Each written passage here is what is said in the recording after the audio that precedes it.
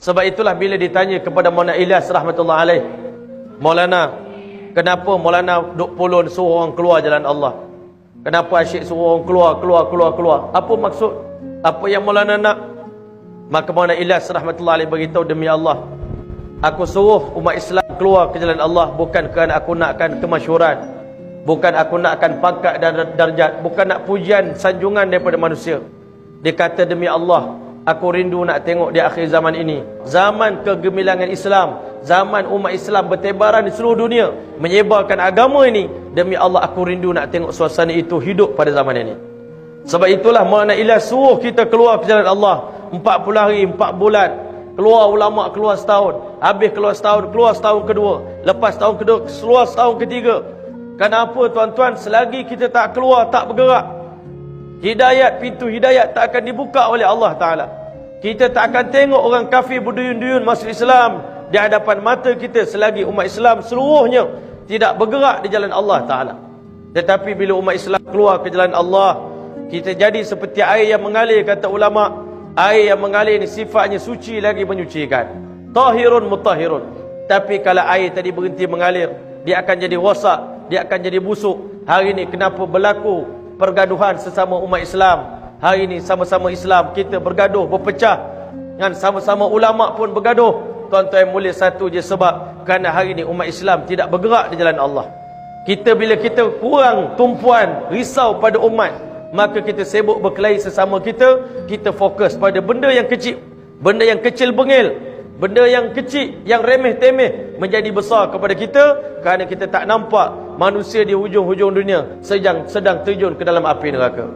Tapi kalau kita nampak hari ini, di saat kita sedang duduk di sini, jutaan manusia di Argentina sedang terjun ke dalam api neraka.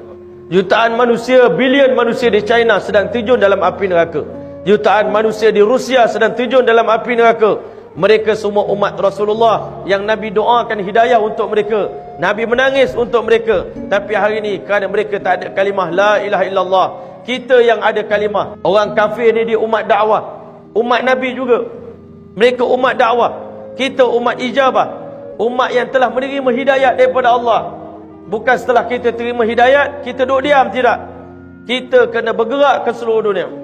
Sebab itulah hari ini tuan-tuan, cepat-cepat kita dah keluar 3 hari ni tuan-tuan. Selepas beberapa hari kali kita keluar 3 hari, kita azam untuk tingkatkan lagi masa kita, korban kita 40 hari di jalan Allah.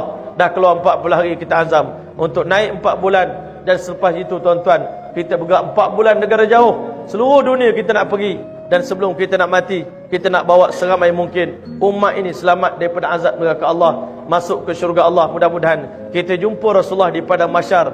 Nabi senyum dekat kita, Nabi peluk kita, Nabi SAW cium dahi kita. Kenapa tuan-tuan? Di saat Nabi dah tak ada di muka bumi ni tuan-tuan, kita bantu agama Allah, bantu kerja Nabi Muhammad SAW. Sedangkan Nabi tinggalkan umat ini dalam keadaan menangis, dalam keadaan bersedih. Man li ummati ba'di, siapa nak jaga umat aku selepas aku tak ada nanti? Man ya'wini, man yansuruni, siapa nak bagi perlindungan pada aku, siapa nak tolong aku? Hatta uballigha risalat rabbi, supaya aku dapat sampaikan risalah Tuhan aku, dan aku jamin syurga kepada mereka yang bantu agama Allah Subhanahu wa taala. Jadi kerana itu insya-Allah tuan-tuan, sama-sama kita azam insya-Allah taala untuk jadikan kerja dakwah ni maksud hidup kita, dan kita nak tingkatkan pengorbanan. Hari ni tak boleh nak tunggu lagi dah tuan-tuan. Masa dah suntuk kan, kiamat dah dekat. Tanda-tanda kiamat pun semakin dekat. Fitnah semakin datang kepada kita semua. Kalau kita tunggu, bahaya iman kita.